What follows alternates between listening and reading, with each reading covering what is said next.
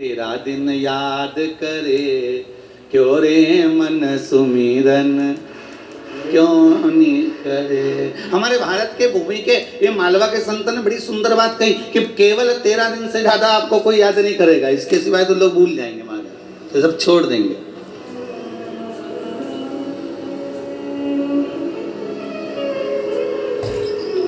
महाराज जब छोड़ चलूं इस दुनिया को, होठों पे नाम तुम्हारा हो, चाहे नरक मिले चाहे स्वर्ग मिले, हृदय में वास तुम्हारा हो। ना ये स्वर्ग मिले चाहे नरक मिले ये तो हम नहीं कह सकते, ना हमको मालूम ना तुमको मालूम। जी तुम्हें मालूम हो तो जरूर बता देना कि तुम नरक जाओगे कि स्वर्ग जाओगे। हमको तो नहीं मालूम कि स्वर्ग मिलेगा कि नरक मिलेगा, पर इतना जरूर जानते हैं कि भगवान की कथा अगर श्रवण करी है, शिव महापुराण की कथा अपनी जिंदगी में अगर एक बार उतारी है, शंकर पर एक लोटा पानी चढ़ाया है, ठाकुर जी से लाड लड़ाया है, ठाकुर जी का श्रृंगार करा है, ठाकुर जी को नूतन वस्त्र धारण कराए हैं, भगवान की सेवा में अगर आप लगे हुए हो, भगवान की उपासना में लगे हुए हो, तो ये पक्का है कि तुम्हें भले ना मालूम हो कि तुम स्वर्ग जाओगे कि नरक जाओगे, पर उस परमात्मा को मालूम है कि तुम्हें कहां लेकर जाना है। उसको ज्ञात है कि वो कहां लेकर जाए। चाहे स्वर्ग मिले चाहे नरक मिले, हृदय में वास तुम्हारा। हमारा कैसा भी जीवन, हम अगर परमात्मा के भरोसे पर जी रहे हैं, परमात्मा के सहारे पर जी रहे हैं, तो ये सुख का अनुभव है। बहुत छोटा सा जीवन, क्षण भंगुर इस जीवन में कब कहां किस समय किसके प्राण छूट जाएं ये कोई भरोसा नहीं है, कोई भरोसा। कल की ही बात, भारत माता के वीर सपूत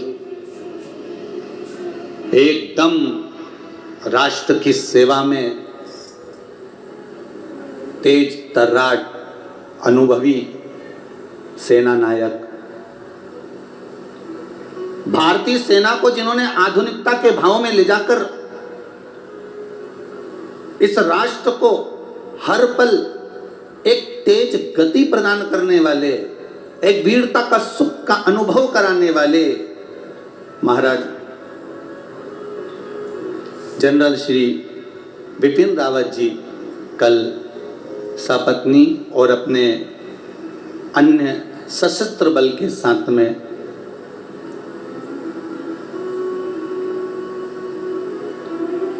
एक हेलीकॉप्टर दुर्घटना के अंतर्गत देवलोक गमन हुआ। पूरे भारत की भूमि को, पूरी भारत की भूमि को सेना नायक के जाने का बड़ा दुख है।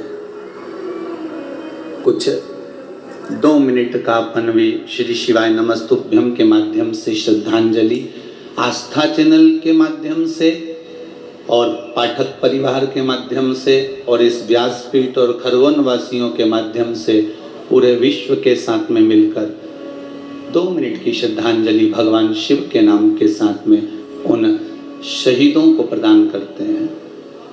श्री शिवाय नमस्तुभ्यम, श्री शिवाय,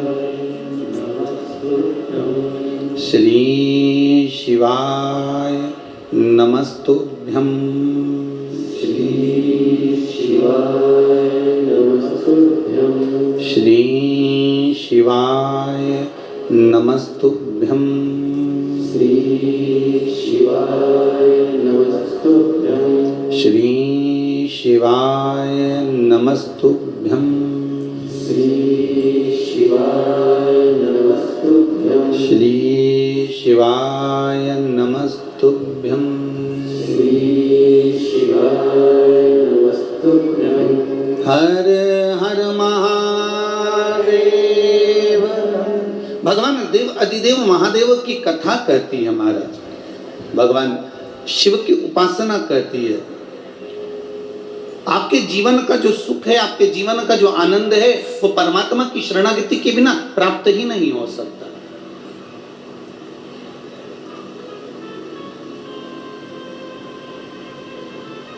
शिव के चरणारविंद के बिना मिलना बड़ा कठिन है। अच्छा, देवता भी ऐसे हैं बिल्कुल सरल। अन्य कोई देव हो तो उसको वस्तु की सामग्री की जरूरत पड़े। यहां तक शिव महापुराण की कथा कहती है कि आपके घर में अगर चंदन भी नहीं है तो भस्म तो होगी। साधारण सा भस्म भी अगर हमारे भगवान भोलेनाथ को लगा दिया जाए, साधारण सा भस्म भी अगर शिव को चढ़ा दिया जाए तो रोग ना जाने कि व्यक्ति के जीवन के कितने रोग, कितनी तकलीफ, कितने कष्ट जीवन के समाप्त हो जाते हैं मात्र भस्म का लेपन शंकर को कर देने पर। केवल एक भस्म का लेपन भी अगर हमने कर दिया,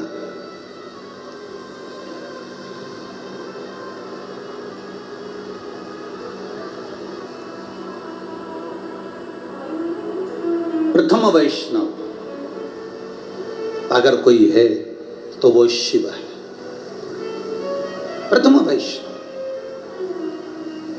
एक आप लोगों ने भागवत में सुना होगा कि भगवान कृष्ण का प्रागट्य हुआ तो सबसे पहले अगर कोई दर्शन करने के लिए अगर कोई गए तो मेरे भोलेनाथ जी गए, और अगर राम जी का प्रागट्य हुआ तो सबसे पहले दर्शन के लिए गए तो मेरे शंकर भगवान गए। अगर कहीं जीव भटक रहा होता है और कोई भगवान को पुकारे,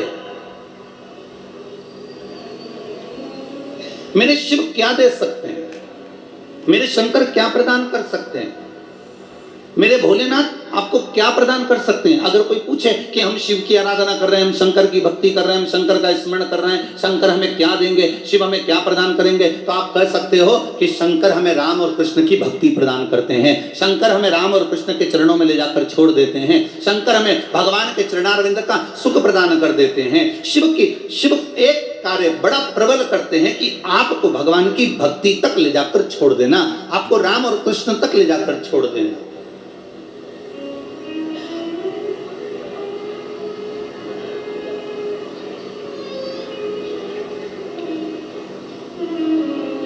भगवान की अविरल भक्ति तक आपको पहुंचा देना।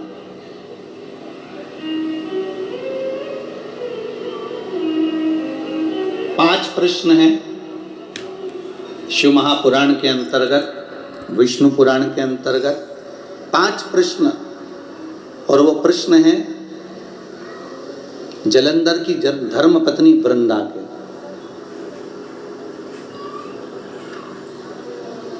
ये जो कथा चल रही है खरगोन नगर में, मेरा निवेदन है जितने भी श्रोता भाई बहन टीवी के माध्यम से कथा सुन रहे हैं, बड़े ध्यान लगाकर सुनना। 5 प्रश्न माता वृंदा ने भगवान देवाधिदेव महादेव और भगवान श्री हरि भगवान नारायण के सामने कहा। कब? जब वृंदा का पति जलंधर के प्राण छूट गए।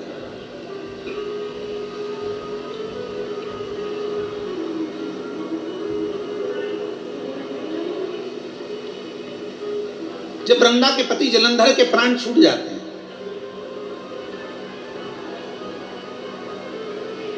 बिलखती है वृंदा।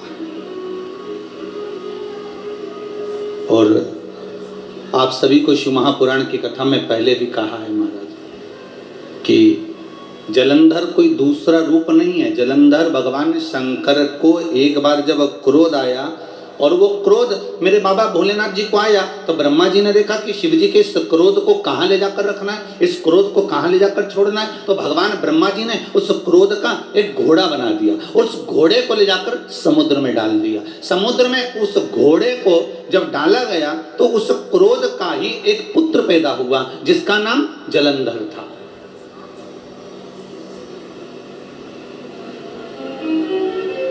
कोई दूसरा नाम नहीं है उसका, उसका नाम ही जलंधर है। क्रोध को ले जाकर समुद्र में ब्रह्मा जी विचार कर रहे हैं कि इस क्रोध को कहां ले जाकर छोड़ना है, इस क्रोध को कहां ले जाकर छोड़ा जाए, इस क्रोध को कहां ले जाकर दिया जाए।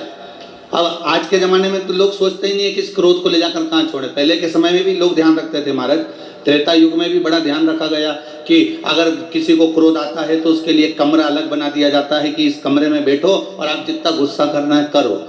कई लोग प्रश्न भी करते हैं, गुरुदेव पहले के समय में दशरथ जी के समय पर एक कक्ष होता था जिसका नाम था कोप भवन।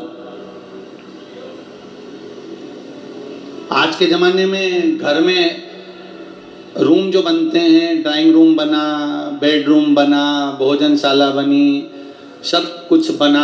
आज के समय में गुरुजी ये कोप भवन नहीं बनाते क्या? हमने कहा बनाने की जरूरत ही नहीं, पूरा घर ही कोप भवन है।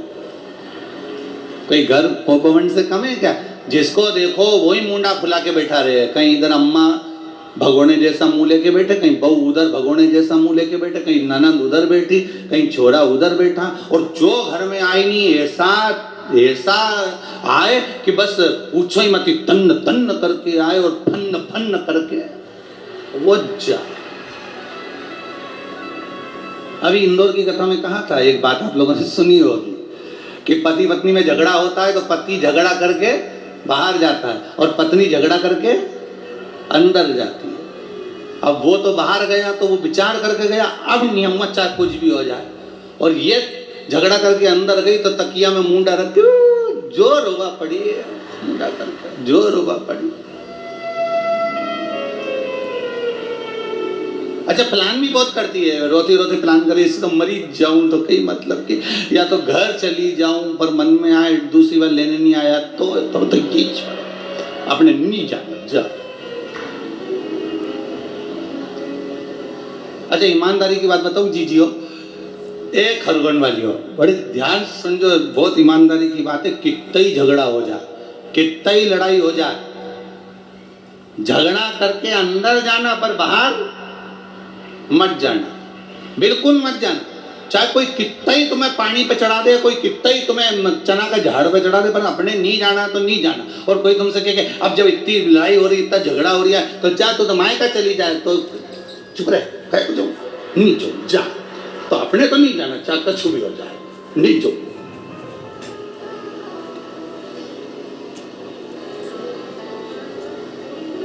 अब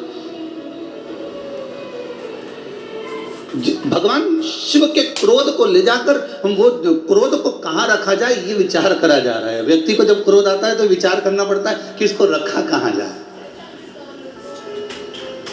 किस जगह पर इसको रखा जाए।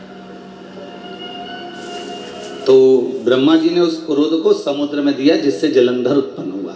अब जलंधर उत्पन्न तो हो गया, पर जलंधर के उत्पन्न होने के बाद में जलंधर का जो विवाह हुआ वो वृंदा के साथ में हुआ। अब वृंदा के साथ में विवाह हुआ तो जलंधर बड़ा उपद्रवी था।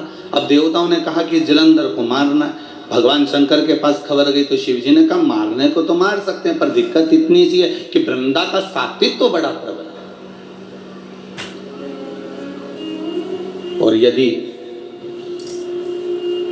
वृंदा का सात्वित्व अगर इतना प्रबल है तो फिर इसको मारना मुश्किल है।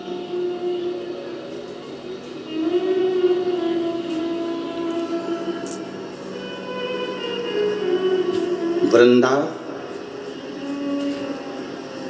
उस समय में, वृंदा उस सतयुग के समय में सबसे बड़ी वैष्णव थी, जिसने अपने प्राणों को त्याग कर तुलसी का क्यारा बन गई थी। क्या बनी थी वो? तुलसी का क्यारा।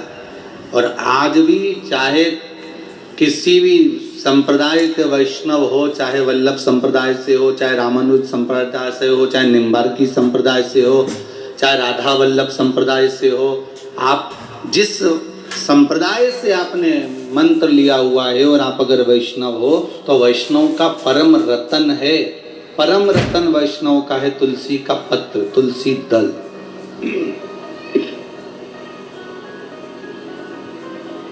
परम रतन है।